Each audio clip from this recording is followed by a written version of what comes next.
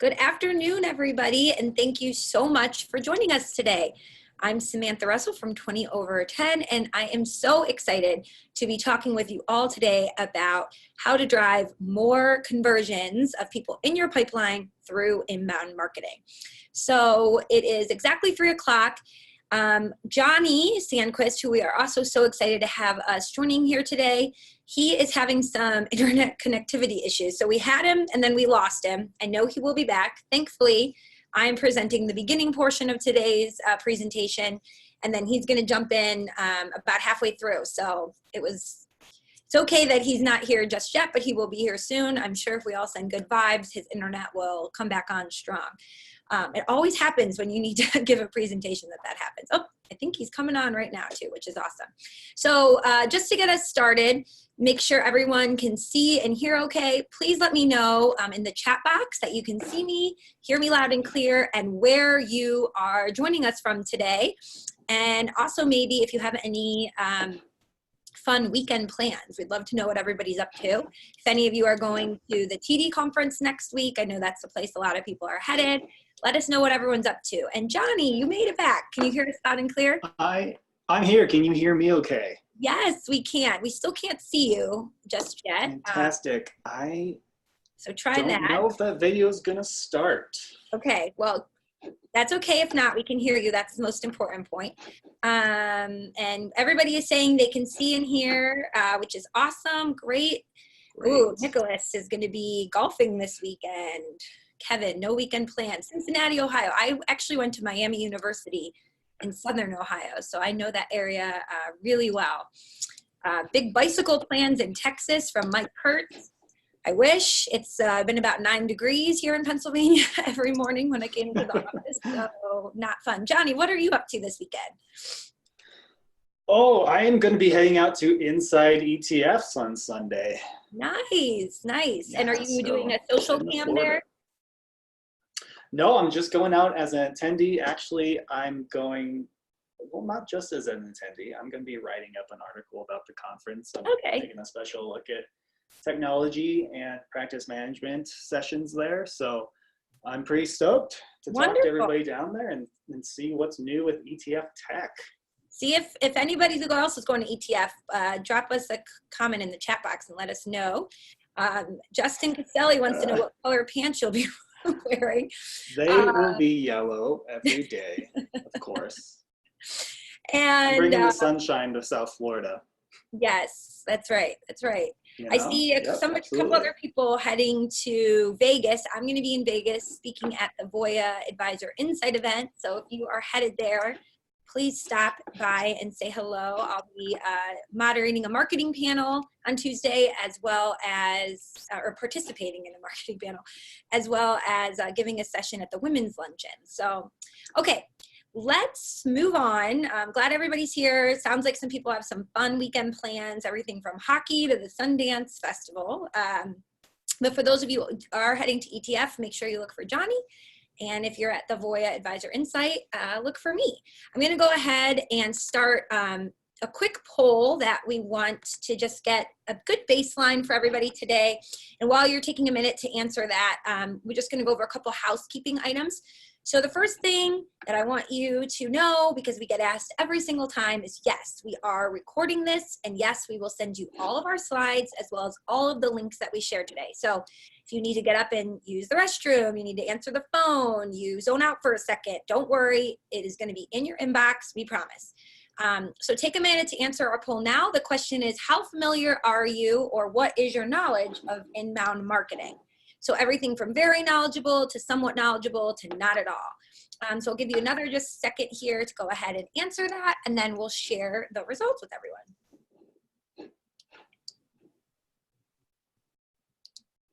Okay, 5, 4, 3, 2, 1. All right, so it looks like somewhat knowledgeable, definitely won, 63%. So that's good. I think that's pretty much the level we put this presentation at, is thinking that most people have a baseline understanding, but that there's always more to be learned. So we're going to go ahead with that and get started today sharing this presentation. All right. Johnny, can you see my screen okay? I can see you perfect. Okay, great. All right. So let us introduce ourselves. For those of you maybe who know Johnny, but not me, I'm Samantha Russell from 20 over 10. And I head up our marketing and business development departments here. And we really want to encourage everybody here to interact with us on social media, whether you want to tweet something that we share that you find impactful, or post a quote that we talk about. So these are our information and where you can find us. My Twitter handle is Samantha20, and then LinkedIn, I am Samantha C. Russell. And Johnny, why don't you go ahead and introduce yourself? Yeah, thank you, Sam. I am like super stoked to be here with you today. But everybody, my name's Johnny Sandquist. I run things at Three Crowns Copywriting and Marketing, a content consulting and creation shop for advisors. And yeah, like Samantha, social media is my jam. Twitter is my favorite. You can find me at John Ellert. Please feel free to reach out and give me your hottest pop culture takes, because that is what I am all about. In addition to FinServ marketing, let's get some like Baby Yoda memes going on. But let's be honest, right? You were all here for the Baby Yoda memes more than anything. Okay. I don't know why I didn't have a slide with that. Not bad. You missed the ball. That's okay. All right. So today what we're going to do is first we're just going to talk about what inbound marketing really is, what it isn't, and how it works to fill your pipeline with qualified leads. Then we're going to jump in and show you some examples of advisors that are actually doing this successfully. Some of them may be on the call today, I think. Wink, wink. And then we're going to talk about how you can create consistent content over time and what sort of barriers and problems most people run into that prevents them from doing this, and how you can overcome it to create a calendar that works. And then finally, we will talk about different tools, tech, and implementation services that can help you. So, last thing, if you have any questions at all, you have two options. You can go ahead and drop your question or comment in the chat box, and that makes it so that all of us here on the call today can see it.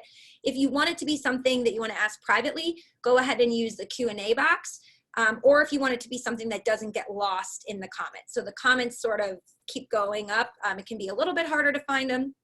The Q&A box, it will be directed to us, and not until we mark it as seen will it go away. So those are your options. And then just one other point, Amanda Larson from 20 over 10, as always, is joining us on the back end, and she will be dropping links in the chat box as well, and also helping to answer questions and moderate. So number one, what is inbound marketing?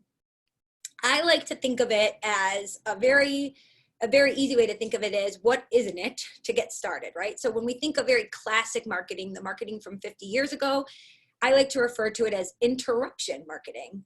So it's things that interrupt you in your day to get your attention. So somebody calling you, like a telemarketer, or someone sending you an email that you've never met before, you didn't sign up on their list, you've never heard of them, and they're trying to get your business. Or a billboard that you see, or you go somewhere else and an ad pops up in your face, right? It's all about the brand or the business that's trying to sell you something, right?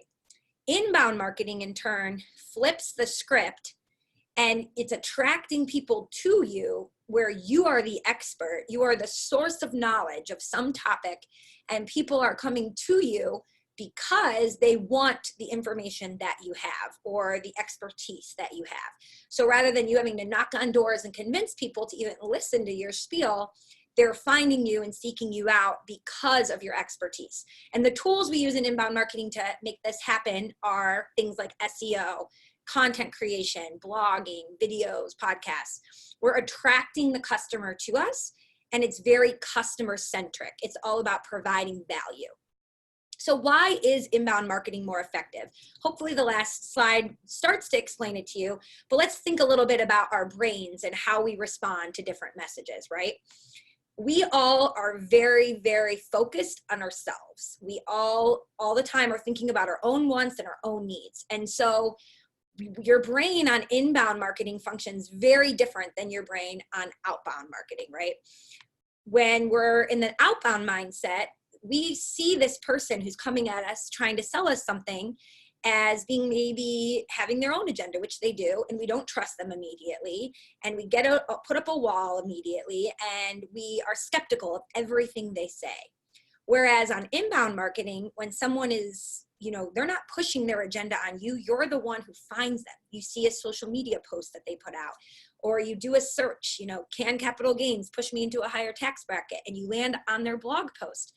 You all of a sudden are like, wow, this person knows what they're talking about. They're an expert. They're somebody I want to be connected with. You don't have a wall up, and you're much more excited to talk to them. Even if they do have a service that they can sell to you, we don't see it as selling. So our brain is just wired to operate very different in the inbound model versus the outbound model. So the tools that we use for inbound marketing should all go back to the idea that we want to provide useful information, but also in the right place and at the right time to be helpful to people, right? We'll talk more as we go on about, just being fun or being personable and having a personality for your brand. But at the end of the day, the reason inbound marketing works is because you're providing information to other people. Just like this webinar today, there's no cost to come on to join us here. You get to just join us, learn different information that we're sharing. It's free for you to use. You'll notice on 20 over 10's website, you can go to our blog, and all of our content is completely available for you to use. You can go and you can watch our webinars. You can look at any of the information that we have available to help you market your business better. And it's absolutely free, because we know that the way it works is eventually you'll say, okay, 20 over 10 really has an expertise in helping people with digital marketing. I want to work with them. That's at least the hope, right? And of course, there's going to be a certain percentage of people that never get there. But you need to have the mindset of you're going to be a giver. You're going to give away as much as possible for free.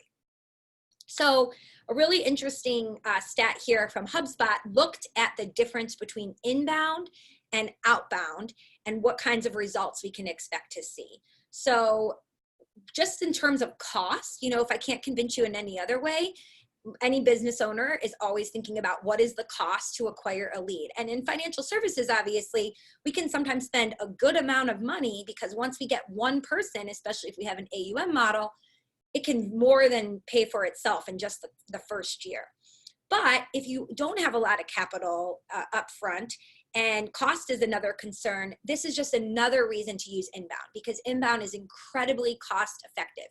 You can create one piece of content, like a long form blog post, and turn that into a video script, a podcast episode, infographic, social media post, repurposing that content, and all it took was for you to write that one initial piece. Of course, time is an investment, and that's part of it, but when we're talking about real upfront dollars, inbound is cheaper. And the leads that you're going to get from inbound are going to be qualified leads. So that's also hugely important, right? With outbound, it's sort of that spray and pray model. You can, be knocking on the right doors even, but people, again, have their guard up. And so the cost to convert is also going to be a lot higher. Okay, so what does it cost to run inbound marketing? I wanted to share a couple of numbers with you, because there's been a lot of talk about this. If you remember, I think it was last year in the summer, there was an article about how Ken Fisher, this was before all of the Ken Fisher scandal and information came out, but they were just talking about his marketing, and that he spends 6%, Fisher Investments spends 6% of their revenue every year on marketing. And it was bringing up the conversation, well, what is a good amount? So there's been a lot of studies. When you get the slide deck, you'll see a slide in here that I'm not showing you that has all the nuts and bolts of the studies we looked at for this. But Michael Kitces and Broadridge and Investment News and multiple firms have looked at the amount of revenue a firm spends, what they're spending it on, and then what type of results they see. And so what we can do is divide that up into what the average firm spends and what they spend it on versus someone that's more growth focused and is seeing ROI. So the average firm, most of you here, I would say, often will fall into this, although maybe not, since you signed up for an inbound marketing, you might be ahead of your peers. 1 to 2% of revenue is what most people are spending. So let's get a sense of all of you here today, what most of you are spending. If you don't know it in percentages, maybe just put it in as dollar amount. That's still helpful. But let us know, what are you spending on marketing currently, and let's all kind of compare notes. So a growth focused firm is going to spend anywhere from 4 to 10%.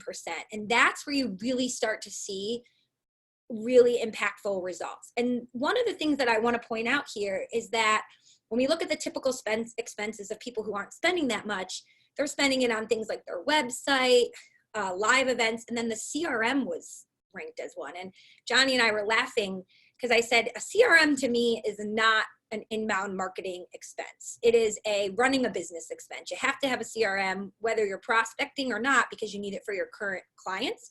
But a lot of people listed it as a business expense for marketing. Now, growth-focused firms, they're going way beyond these sort of baseline budgetary concerns, and they're spending money on things like producing really great content, buying technology that allows them to automate their processes, right? Because there's so much we have to put out. We need help in getting it out there and not letting things slip through the cracks or days become weeks, become months. So buying technology that helps you automate these systems. And then also digital advertising is another big spend area on growth focused firms. Okay, I can't see the chat at the same time. Oh, there we go. So let's see some percentages people are saying. 5%, 3%, 1%, 2%. So kind of all over the board. I don't see anybody at more than 5%. If you're spending more than 5%, maybe raise your hand. That would be interesting to see. But so most people are between 1% and 5% on this call. And again, this is an inbound marketing seminar. Most of the people that are advisors in this country are spending between 1% and 2%. Now, if you are thinking, okay, well, if I increase my budget, what would I spend it on? Let's look at a sample budget. If you had $250,000 in revenue and you wanted to do a 5% of revenue budget, so that ended up being $12,500 for marketing, how might you divide this? Now, this is just an example scenario. So $1,500 for a website. This is probably the area most people are not spending any money on at all, is automation tools. Whether it's tools to make sure that you are, you have a lead funnel or email marketing. And there's also free tools that you can use at different levels, but some sort of platform that helps you push content out, capture leads, and schedule social media posts as well as do email marketing. That's probably one of the biggest areas we see people not spending any budget on. I still left events in there. I posted this to LinkedIn and someone asked, do you think in the age of digital, we should still include events in the budget? And I do, because I think that for a lot of people, the client events that they do, or someone can bring a friend, or they have a community event, or maybe they sponsor an event, can be really great community involvement in the local area that you're trying to target. $1,000 for video or infographics, $3,000 to create custom content, and then $2,400 for ads. So this is just an example of if you had that $2,500 for marketing, how you might spend it and allocate it for the year. If you have any questions on that, please ask.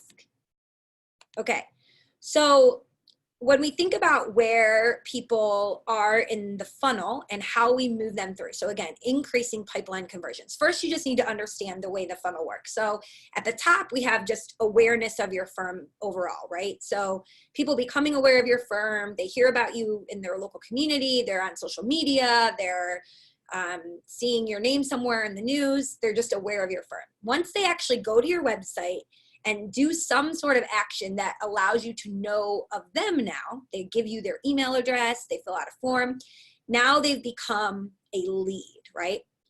The next step of the funnel is when that lead becomes a prospect. And in order for them to become a prospect, you're gonna need to drip on them over time, provide them with valuable, personalized content that keeps them interested, right?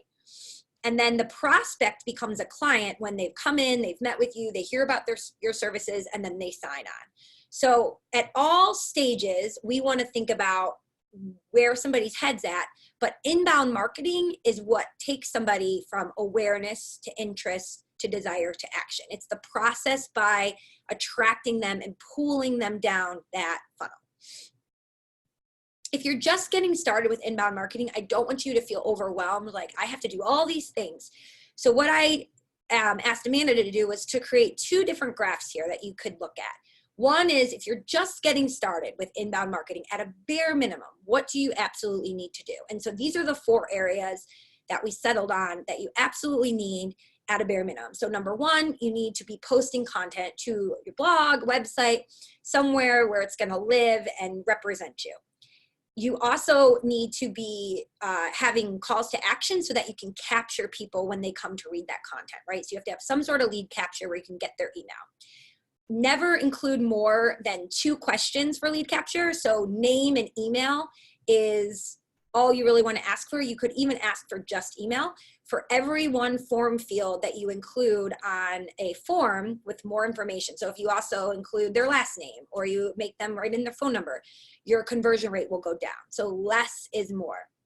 Then you absolutely need to be posting on social media and promoting it there, and then promoting to email. So having content that includes calls to action where you can get people's information, pushing to social media, and doing email marketing are the bare minimum inbound marketing. Not that complicated, right? As you get more advanced, this is what it might look like. So once you get a hold and you get your bearings on for those initial elements, you're really going to be able to start thinking more creatively of what areas your firm might want to expand into, whether it be at the more of the awareness end of the funnel. You know, do you need to get more awareness of your firm? You don't have that many people who even know about you to begin with. You might want to invest in things like ads or social ads, specifically public relations to get you quoted in publications, or search engine optimization. If it's more people are aware of you, but they're not converting on your website, they're not giving up their email address, you might need to do more content or webinars or, you know, video that helps them make more of a personal connection with you. And then the desire part is where you can really dive deep into like a case study, do something that allows people to see the problems that you solve for other people just like them. And then finally, with the action, with email, we're going to talk about this in a second. Email is so powerful for conversions and getting people to finally say, okay, I'm in. Google reviews is one of my favorite tools because we all know that social proof works. We trust peers and strangers a lot more than we trust the company saying how great they are. So these, at this end of the spectrum, it can be really powerful to get some of those other types of reviews. Somebody asked what the 2 different kinds of email are in this graph. That is a great question. Email at the lower end, where people aren't as aware of you, they're not as invested, that would be more of marketing emails. So emails that are like, here's 3 blog posts I wrote that you should read that are all about, you know, the perfect age to take Social Security in your circumstances. Whereas the emails on this end would be very, very tailored to that individual person. So on this end, it might be, here's 3 articles, blog posts I wrote about Social Security. And then this email might be, Dear John, you know, I see that you just celebrated your 62nd birthday, you know, happy birthday. You've had him in your pipeline. You're aware of him. He's aware of you. You know each other. You send a much more personalized email in that case. That maybe also includes the content piece about Social Security, but it includes more information just for him. Okay, so Amanda, if you could, a bunch of people are asking about Google reviews for compliance. If you could put the article we have in there about that. It's a long discussion, but just know if your company has a presence on Google Maps, anyone can leave you a review, and there's nothing anyone can do to prevent that review from happening. So in that sense, because there is no control on you as the advisor, the review itself just happening is not going against compliance in any way, because as long as you have a business that's on Google Maps, anyone can leave you a review. The 3 things you want to keep in mind are never republish those reviews ever anywhere else. Don't like the review on Google, and never, ever, ever respond to the review, whether it's positive or negative. So you can't say, thanks for the great review, or I beg to differ, Tim, this didn't actually happen, right? You just have to let it lie. But Amanda linked to the article. Make sure that you click on that. For the question about how we help at 20 over 10 with inbound marketing, we will talk about that towards the end. So how do you actually use the elements I talked about to drive better pipeline conversions? There's 3 things that I believe are the foundation of all of this. Number 1, you have to have fantastic copywriting. I think copywriting is probably one of the most underappreciated skills in today's age when it comes to marketing. There is so much information being pushed at all of us. Great copy stops you in your tracks and makes you pay attention, which is really hard to do. Pair that with personalization. Because we are inundated with so much messaging, we really only pay attention to the messages that are unique to us, and we tune everything else out, right? And the third is automation. In order to do everything you need to do to beat these algorithms and stay top of mind with people, you have to automate things. So those three things combined are going to really be your best bet for driving better pipeline conversions. Okay, so here's a couple examples of this before we hand it over to Johnny, who's going to actually walk us through some case studies. So write fantastic copy specific to your audience, and I mean everywhere, every landing page, every email, on your website. In this example from the financial gym, you can see meet your new BFF, your best financial friend. We've got this girl looking at us kind of with this knowing look. If you were to stay on their website long enough, the people that are displayed kind of go in and out. And if you went through their website, which I highly recommend to look at as an example of great copywriting, they talk to the person that they are trying to attract in their language, in their jargon. It's mostly young women that they're connecting with who've never ever dealt with their finances before. Recent college grads up to early 30s, and they do a fantastic job of helping them to understand the way their business model is set up, similar to joining a gym. So that's a great example. The other thing is we have limited attention spans. So you need to use visuals as much as you can to communicate. A picture is worth 1,000 words, and our brains actually process imagery 60,000 times faster than text. So in this image here from Allison Wealth Management, you know, why do it yourself versus, you know, how we can help. And you could see a whole paragraph about our firm is a personal CFO. We do all these things for you. We coordinate your documents. We do this. We act as this. But instead, they just use a graphic. And your brain is able to process it quickly, get the message, and move on. Because you never know that someone's actually going to read that big wall of text that you've spent all this time writing. So again, going back to personalization, you want to personalize everything. We all get it ingrained in our mind that you have to have a niche, but you can't just have a niche. You have to have sub niches, you have to speak to those niches, and you have to write copy that compels them if you want to move the needle in your pipeline conversions. So here's an example of the CL Sheldon and Company website, 100% focused on the other 1%. And then they talk about how they do wealth management for active and retired military members. But then at the bottom, you know, at any given time, approximately 1% of Americans wear our country's uniform. We're here to serve you. When you actually see the call to action that they have, they say, are you a military officer? You know, click below to get your free white paper about transitioning and what civilian retirement plans look like. But here, remember I just told you for the opt-in, you want to really only have, you know, an email and a first name, that's it. So that's all that they've required. But what I love, they write military branch as well, right? So think about subconsciously, if you're in the military and you land on this page, what is this telling you? It's telling you that this person, this company, knows military retirement plans in and out to the point that they also know the nuances between the branches, right? This is highly personalized call to action for their audience. Another example that I loved, this firm specifically works with Eli Lilly employees. And so they have a video about how they know the pension plans and retirement plans for Eli Lilly company employees. They have some language. They have an Eli Lilly newsletter that's all specific just to those employees, and then they talk about their services. So again, the copy up front is highly personalized. I understand you. I know your pain points. I understand what you're thinking about, that's your problem. When we want to convert more people, the number one thing we want to point out is that we understand why they are finding us in the first place. We understand the pain points and the problems that we have, and that we are qualified to help people just like them solve those pain points, right?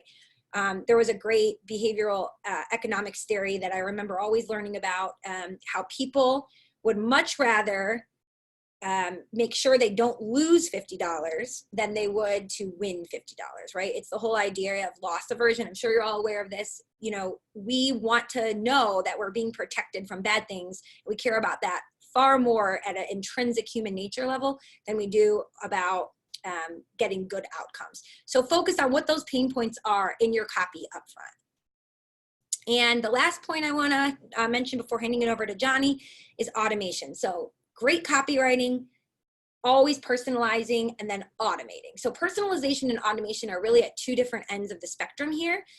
But with automation, it allows you to automate some of those things that make it feel more personalized. So for instance, if somebody here signs up for this Eli Lilly newsletter, you want immediately it to be automated so that they get a welcome email that delivers whatever it is you've said you're going to give them. And to do that, you need some software that will help automate these communications. The content should be personalized to them again. So if you're collecting their first name, when you send that welcome email, you can say, "Dear Samantha," and then have the information. And you always want to be adding to your list of email addresses because email converts higher than anything else. Time and time again, we see this. Once you get someone's email address, if you're not dripping on them regularly with content in email marketing, it is such a missed opportunity because that is where you're going to see the highest percentage of conversions, people booking on your calendar and finally getting in touch with you. I do like to always say though, don't fill a leaky bucket. So if you don't have all these other processes in place to capture leads, to nurture them, you don't have a content process in place, you don't want to start adding in all these email addresses, send them one thing, and then have no way to follow up because you're just filling your leaky bucket, right? People are going to fall out of that process. So now let's talk about some real world examples of people who are taking all these tips and executing it in a really great way. So with that, Johnny, I am going to hand it over to you. All right. Awesome. Thank you, Sam. I get excited when I hear you talk through things because it's just cool. Like so much knowledge and so little time. You're just like dropping knowledge bombs everywhere. Well, thank you. Yeah. So we've just taken a look at factors that affect conversions. So here's a couple of advisors that are successfully leveraging inbound marketing to do their thing. So first up, I want to call a spotlight out on Potomac Fund Management. They're an interesting case because they have like a dual audience. They're consumers, advisors can work with them as well. But they're a great example of a firm that's using a podcast to their advantage. So like the idea of podcasts right now is huge, right? Everybody's talking about podcasts. Should I have a podcast? Like I know all these other people with podcasts. It seems like they're everywhere. But also at the same time, you see a lot of skepticism around it as well. So I want to showcase a firm right off the bat that's seeing successful metrics from their podcast. And also they're friends of mine, so I love to like spotlight friends, throw out shout outs to people who are having success. It's a lot of fun. So Potomac pretty much releases a weekly podcast, but also they film it as a video, which I think is a great idea that people should follow. So from that footage, they get like 3 to 4 social clips from each episode and they repurpose that content. And I want you to remember that because we're going to come back to that a little bit later when we're talking about how you can really easily distribute content you create. And then they do things like make some recommendation clips in videos that aren't necessarily related to wealth management at all. Like maybe like books they're reading, or you can go see a clip of them talking about like some RV stuff, which is fun. So it balances meaningful information with a little bit of fun. And that makes for great engagement. And on this next slide, you're gonna see what I mean by great engagement. So since they've rolled over and really focused on this podcast, incoming messages to their firm have jumped up, as you can see, like 1,800%. And for their LinkedIn, they send less posts now than they used to. They do about 71% less posts, but their post engagement also super comparable to Twitter. And it's just gone crazy. On the other side of things, we've got RLS Wealth Management. I'm sure a lot of you guys know Justin Castelli. He is one of the most prominent advisor creators around right now. And, you know, in addition to the content he creates for clients on the consumer side, he does a lot of work for coaching advisors on their social media presence and branding. And Justin's really built his advisory business from content marketing. And you're going to hear me say content marketing. It's an analogous term to inbound marketing that we're talking through. But, you know, he does blogs, videos, podcasts, and that's been his promotional tools. And so I asked him just about his growth. And, you know, in about 4.5 years, he's seen his AUM business grow just straight from that content marketing. He shared with me that he can trace his 3 largest clients directly to his blog, which I think is awesome, because a lot of times we talk about blogging and we talk about all the other things you need to be doing around it to get the visibility.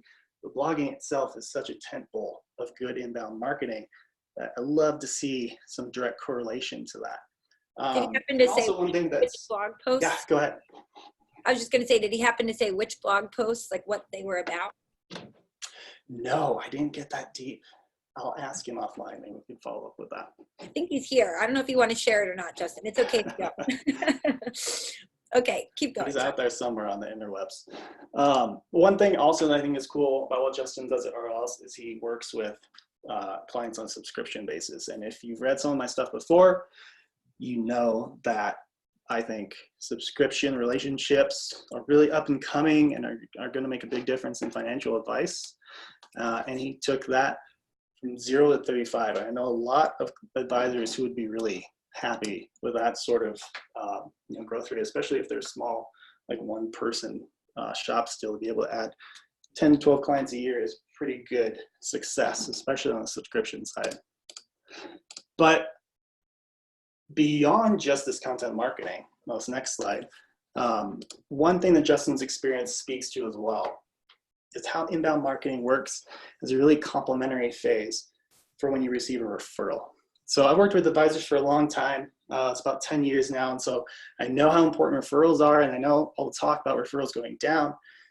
But when you think about how these things can complement that experience for the people searching out for you, I think there's like no better way for a referral to confirm what they've been told about you and kind of the biases they've internalized because of what your client has told them, than them having the ability to review some of your content. So when people want to go out and make a big decision, like an advisor, who they're working with, they want to be able to research that decision.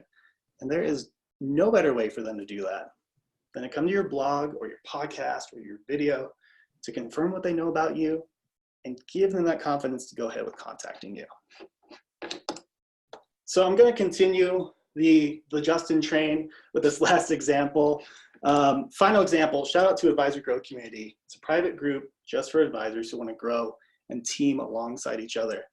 I think it's super cool. I think community is vital for like any business owners, but especially independent advisors, to sharpen their skills with each other.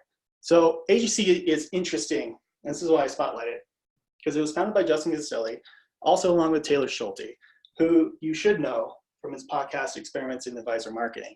And actually, just real both quick, of these guys, we're going to have Taylor on in March.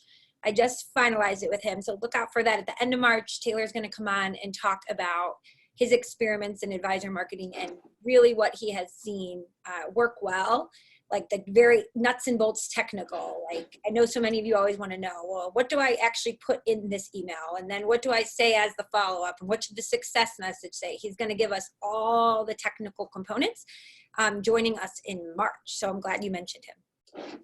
Awesome. Everybody mark your calendars. Do not miss that webinar. It's going to be amazing. But Justin and Taylor, they've both been these content marketing guys who have been using it to build their respective advisory firms. And so now they're taking that experience and smashing it with AGC. So AGC attributes 100% of their growth to content, to blogging, making videos, talking about it on social. And their email list went from 0 to over 650 subscribers in 1 month. And so, yeah, the audience is a little bit different. It's for advisors. It's not for the investor, the consumer. But all that experience is compounded on itself. And advisors can take that too as they develop more advanced content and you build your audience out larger. There are like little productized versions of what you do that you can really use to launch new things like this. And so it's a huge success.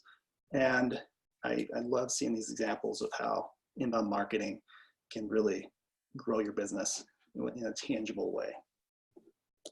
So those are the examples. There's that little stat. We're going to talk about how to plan an inbound marketing calendar now. So we're going to look at creating a content calendar that works. Creating content that's consistent, to me, is the biggest hurdle that faces advisors who want to put inbound marketing into practice. Because great inbound marketing, you need a fresh flow of content, but consistent content needs a content calendar. So when I think about marketing calendar, my mind immediately goes to the ideas that you're going to put on that. So that's really what we're going to talk about first. Focus on populating that calendar with ideas, because there is like nothing more sad than when you look at this big, beautiful calendar on the wall and it's just empty. There's nothing going on. So you want to like fill it up and make that calendar happy. So there are a lot of great calendar tools that you can use to record your ideas, set up deadlines, keep yourself on track. That's secondary. We're going to get to that in a bit. The most effective way to create content and consistently publish it is to identify ways in which you can use the content you've got in new and interesting ways. We're going to delve into that. But to do this, first, you've got to learn to approach content creation with a few set frameworks. So by approaching content with a set mindset, you don't limit your creativity and your production. You enable it. Because what you're doing is you start with this framework, you start with a starting point, this foundation. You erase the worries of what type of content to create, what types of topics to cover. You can skip right past the hardest stage, which is the brainstorming phase, and really get yourself right to the starting line, past the starting line, to become a prolific content creator. So we're going to look at 3 ways. The first way is to document. So coming up with new ideas, I know, is hard. So don't waste time coming up with your own ideas. That's the key. The first content framework is document your conversations. I love to say this line. This is one of my favorite things to say. Your conversations are your content. I'm going to explain that. I got a nice little picture of some people meeting.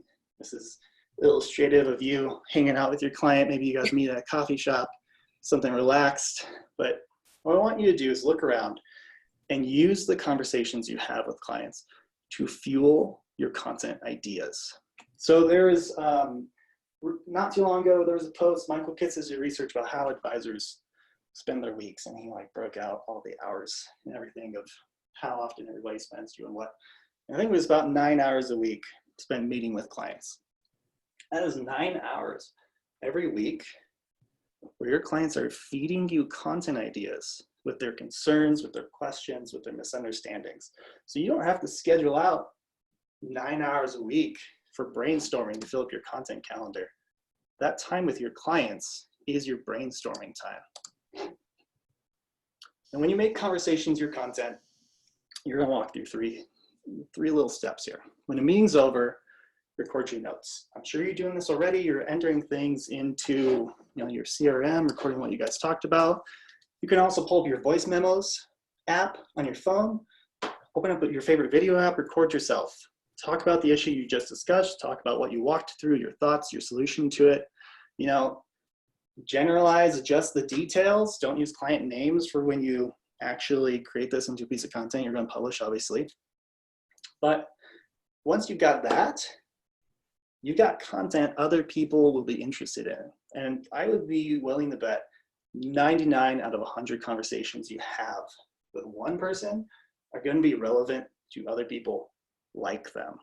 Everybody's unique, but most people are going to find themselves in situations that other people are going to find themselves in, right? Like there's not going to be an incredible amount of talks you have that you're going to say, well, that's never going to be applicable to anybody else ever again.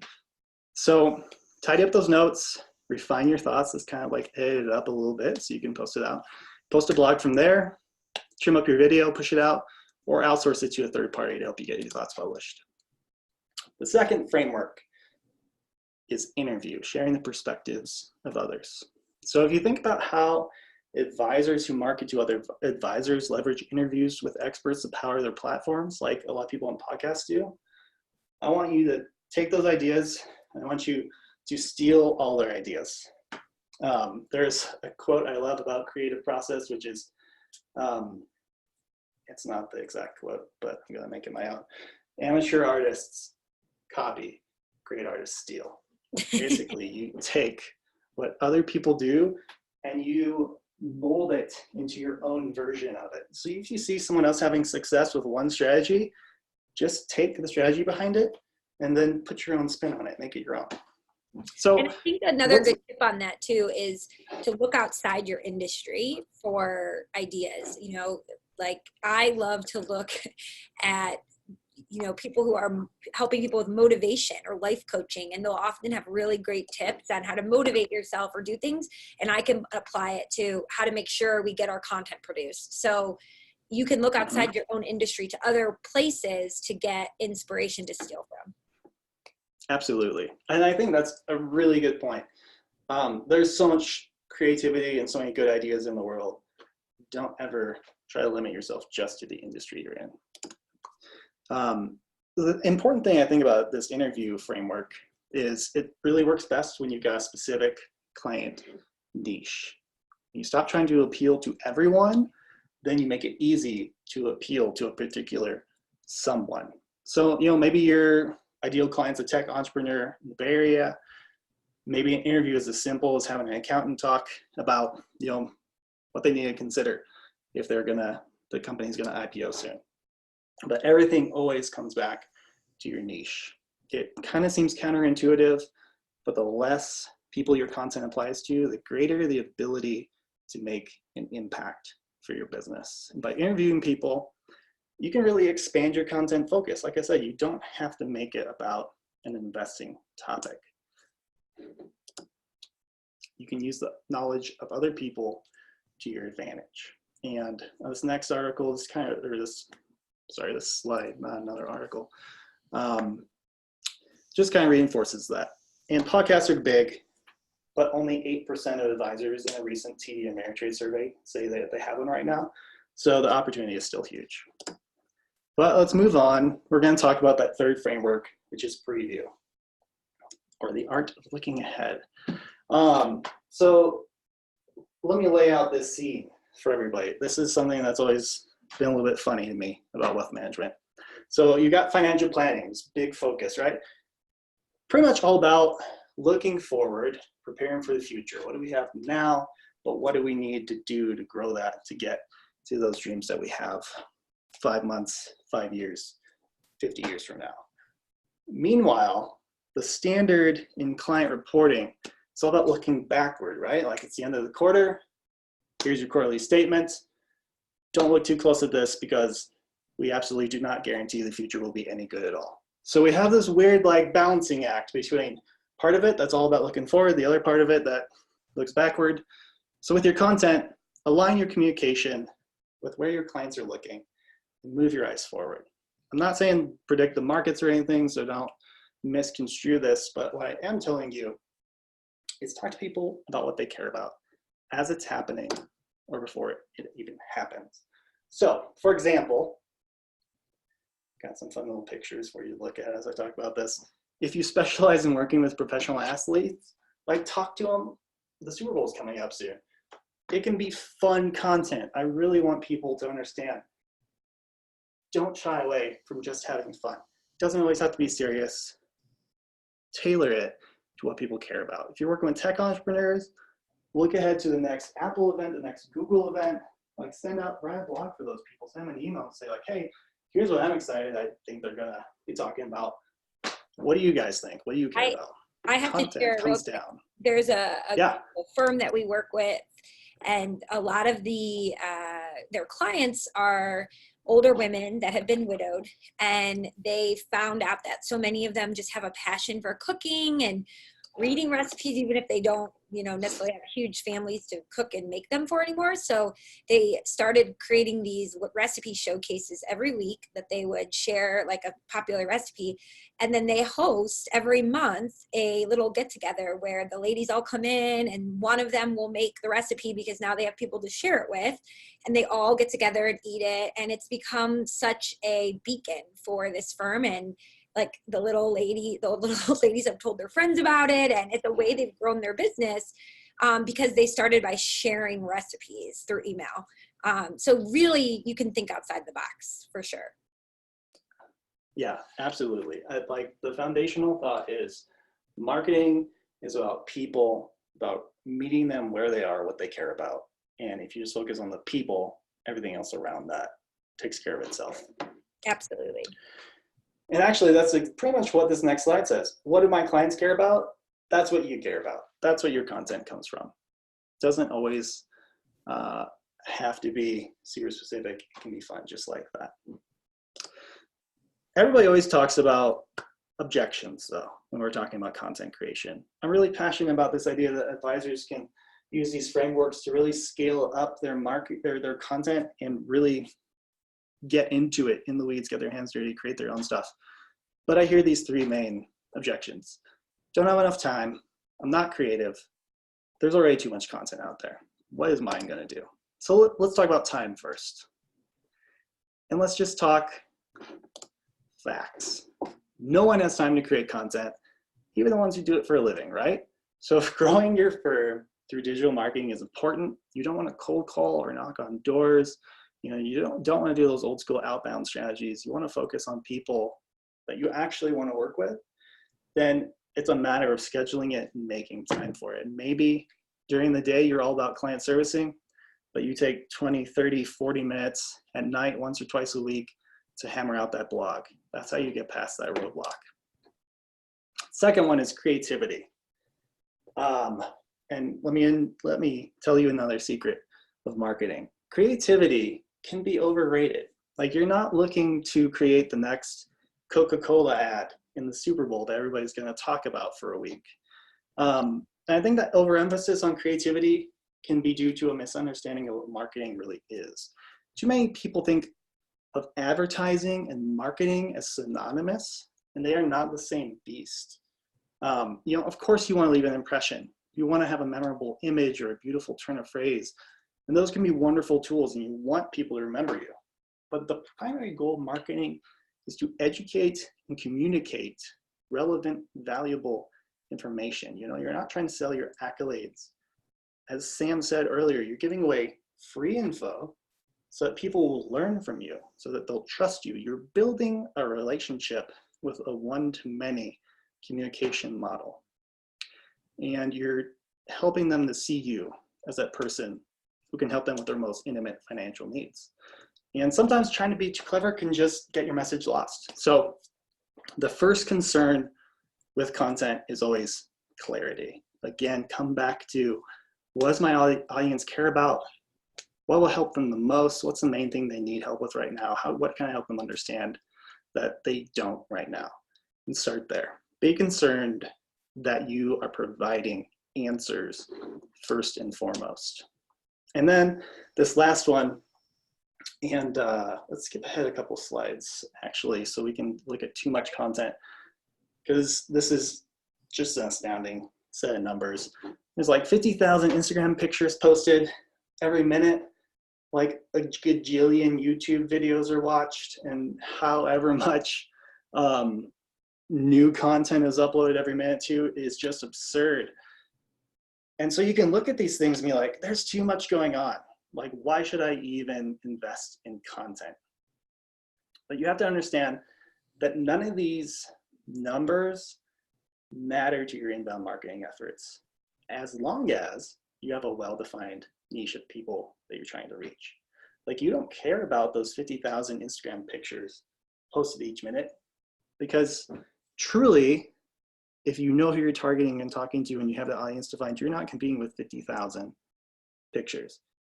You know, if you're trying to reach owners of HVAC businesses in Chicago, Illinois, let's just get like super niche while we're at it. We'll just go like really small. Like, how many pictures on Instagram are being posted targeting those people specifically, and like what their financial life is like? Like, what, 2 a day? I don't know. That's not a ton of competition. So don't be afraid to get small and focus on real people and not just this broad audience of, I want to work with retirees.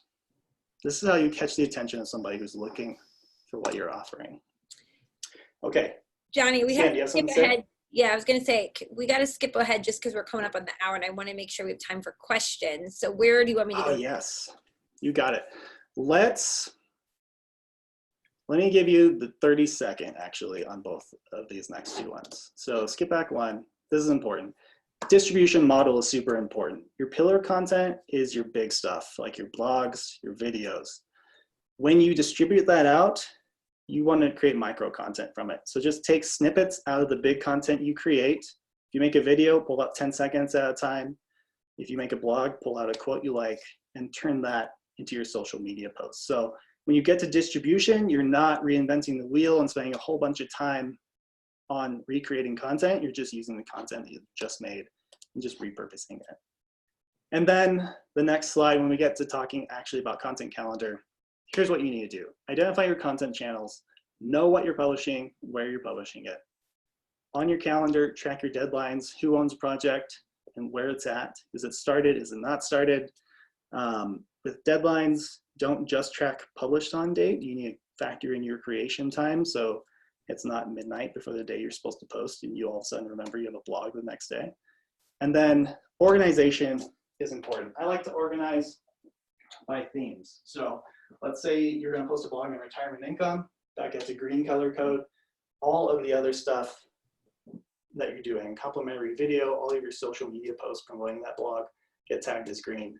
And then you look at that calendar, it's now color coded. It is beautiful like a rainbow, it's not empty anymore. And at a glance, you can see everything you've got and how you've got an integrated, comprehensive schedule of content that all complements each other. Fantastic. Well, that was a ton of really great tips. Sorry to make you go quick here at the end. I want to make sure we have time for questions. So really fast, just in case anyone does need to hop off, if somebody wants to learn more about working with you, Johnny, and what you provide, can you give us a 30-second overview of where they can go to learn more and what you can help them with? Yeah, absolutely. If you want to learn more, like I said, at John Ellert on Twitter is a great place to connect with me. threecrownsmarketing.com is the website you can visit. What I work primarily with advisors on is really everything we just talked about, setting up their brand communication and branding profile, their messaging strategy, helping them create that content calendar and helping them be accountable to make sure that those things get out and that their communication is clear and consistent. Awesome. We're so happy that we had you here today to shed all of this wisdom with our community of advisors. So a couple of you have asked about 20 over 10 and what we can help with. So there's two things I just want to point out to you, and then we'll get to all the questions. Number one, we at 20 over 10, as many of you know, have had our website platform, 20over10.com is where you can go to learn more about that, where we have a fantastic service where you can drop in video and build landing pages and go through our content library and customize it for your audience. So many different tools that are really easy to use and you can still submit to compliance. And we've been working with advisors on their websites for years. We've been asked by so many of you over and over, well, can you help me with social media or with email marketing? And so we finally built a tool to allow us to help you with just that. So Lead Pilot will be launching next month. We'll be formally announcing it and introducing it, the press release, all that good stuff at the T3 Advisor Conference in San Diego. So if any of you plan to go, you'll definitely have to look for me there. But this is the platform in a nutshell. It is filled with pieces of content that you can either use. All of the content is completely editable. So if you're trying to build that content calendar and you want to have an article about business taxes, but you don't want to, start with a blank slate, you can come in here and you can completely edit this piece. You can completely change the title. You can drop in a video of you talking about it just by inserting a URL. You can change all of the text, the layouts. It's completely customizable for you. And then when it's time to go ahead and share it to your social profiles, you can easily do that with the click of a button. You can either schedule it now post it now or schedule for later, customize who you're sending it to, what it says, all kinds of good stuff here in the Lead Pilot tool. If you would like to get a demo of Lead Pilot before we launch it in February, because you are on this webinar here today, we have a special place you can go to do that. So if you go to leadpilot.io and you click start here and then book a live demo, you can schedule a time to talk with someone from our team about the tool. And we are offering a discounted early access pricing for those of you on the webinar today. So instead of it being the $250 a month, it would be $125 a month. So you just need to go there and click that Book a Live demo to find out more about that. But it is a tool that you can use to manage all of these different elements of inbound marketing. So again, social media, scheduling, landing page creation, all of the different pieces. The one thing that I do want to point out, if you didn't want to use any of our content, this tool is still for you. You can upload all of your own content in here and just have one place to disseminate your information. So as the contacts come in, you get their information. One of my favorite points, remember I told you only ask people for their name and email? Well, for so many of you, you want to go investigate them. You want to find out, where do they work? What are they interested in? We will actually, with anyone who we can, we will scrape the web, look at their social profiles to pull in their name, where they work, are they a man or a woman, if we know how old they are, where they've been employed, to really help you get great insights on that person. And also, we will help show you specifically what it is that they have been opening and reading in your emails. So you might know, okay, Samantha doesn't read anything about Social Security, but she reads all of my tax tips for business owners, right? So that is a really great insight that Lead Pilot will give you. Yes, you can schedule the posts down to the day and even the time or the minute, which is really important. Someone's asking if Lead Pilot integrates with different tools. Sorry, I'm going through this really fast because I know you guys all have things to do. Yes, in our integrations panel, you can see the tools we're already integrated with. Riskalyze can pull in your Salesforce, as last I checked, contacts. And so while we don't yet have a direct integration with Salesforce, if you set up a Riskalyze integration, anything that you have in Salesforce can then be pulled into Riskalyze, which could be pulled into here. So Salesforce is coming soon. These are the three that we have right now. I love that Riskalyze integration too, because you can pull in the lead scores for all of your contacts as well. One thing that I also just want to point out about any of these tools, you want some analytics on what's working and what's not, right? So to all of Johnny's points about share different interesting content, make it personable, talk about the Super Bowl, not just personal finance topics. In this tool, you can actually look at specific pieces and how well they're performing down to the actual piece. And you can also go back and look at anything that actually was shared and see how many impressions it got, who clicked on it, how many people converted from each piece of content specifically. So you're going to get all in one platform, actionable insights that will help you know what new content to schedule. So again, Lead Pilot is formally being announced next month. If you'd like to learn more about the platform, you want to go to leadpilot.io and click that start button to book a time to learn more about it. And we'll be happy to share that with you.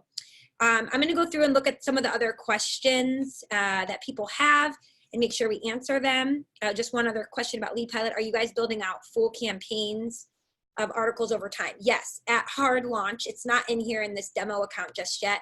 But when we launch it next month, there'll be a campaign button up here at the top where you can say, day 1, this email goes out on Social Security. Day 3, this gets posted to my LinkedIn about Social Security calculators, right? So that it can be all in a period of time around one topic. But some of the other questions, Johnny, it looks like you answered one in the chat about planners, so that's good. Let's see. Johnny, any tips about tracking deadlines for advisors who are way too busy? Did you answer that one? Yeah, but I can talk about real quick. So this is really similar to back when I was in-house at different companies and marketing and sales had to interact, and marketing team needed sales to make content deadlines with it. It's a really similar relationship. So I can say from experience that the most beneficial way, if you're trying to manage somebody that you need content from and they're not hitting their deadlines, the best way to get them on board is to show them results, right? Help them see that prioritizing content is going to get them somewhere. Sometimes a little competition or peer pressure can be a nice little way to give a nudge, but show them the work that they put in will lead to a certain output. So if you need kind of case studies or look to other examples, make sure they know they're not just posting a blog. This is an opportunity to build a relationship with someone and can lead to whatever the X output, the outcome you're looking for is. Yeah, I think tying it to the ROI and increased AUM also always helps. Yes, absolutely. Another question someone had was, what are good ways to capture emails if you host a live event? And I don't know if you had any ideas, Johnny. One that I've worked with people on before is there are services out there where you can actually have someone text a number and then it will send them something back, and then they can, go to that website and opt in. Or you can just make it really easy and say to everybody in the audience, hey, if you go to my website and you click on this button, you can opt into, and then whatever it is you're talking about. So if you're hosting a retirement seminar for people in New York, maybe you have a checklist, the 5 years before retirement in New York, a 5-point checklist. And in order to get that, they have to go to this page on your website, put their email in, and then they'll opt in. So that's a really great way to do it. Everybody has a phone in their pocket at this point. So you can have everybody in the audience do it together while they're sitting there listening to you talk. Yeah, I love the text strategy. From the times that I've used that texting method with clients, the conversion rate has just been phenomenally higher than telling people to go to a website. So if you can find a service and have people text a number to get a resource back, I think that is awesome. Do you know of any off the top of your head? I couldn't, after the question was asked, I can't think of any. Maybe we'll look one up and we can email people the name. Yeah, the one I'm most familiar with is called Lead Digits. Lead Digits, okay. So try that one out, guys and gals. That might be a good one to check. So basically it's, you give everybody a number and they're able to text. So it's a lot easier, as Johnny mentioned, on your phone to do that. Just going through and seeing any other questions. If you have any other questions, we'll hang out here for a few minutes, so feel free to still ask. I just pulled up our information again. I know Johnny mentioned he loves Twitter. I've been kind of coerced to being on Twitter. Everybody has their social platform they love. I do hang out on Twitter sometimes, but LinkedIn is where I really love to interact with people. So I'm Samantha C. Russell on LinkedIn, and I'll post a marketing video there just about how you can grow your business every single week. And then our 20/10 handle posts one too. So please, please, please connect with me. And if there was something you liked about the webinar or you wish we would have gone into more detail, I take all the criticism. I really use it to think about guests we can bring on in the future or ways we can help you grow your business. So really, really open to hearing from all of you and hope that you'll give us feedback. That's the only bad thing, I'm sure you can agree, Johnny, about webinars. We don't get to get as much feedback from the audience. So we appreciate when you take a moment to drop us a note or let us know if there's something that was really impactful for you. Yeah, absolutely. It's fun to connect with people afterwards and hear what they liked and what could be better and use that to make the next one even more awesome. Yeah. It's fun. So thank you everybody so much. Johnny, thank you for being here today and spending your afternoon with us. Thank you. And it's been a lot of fun, and we will send this out to everybody tomorrow. So keep your eyes on your inbox, and we'll have a list of all the resources we mentioned as well. Thank you so much, everybody, and enjoy the rest of your week. Thanks, everybody.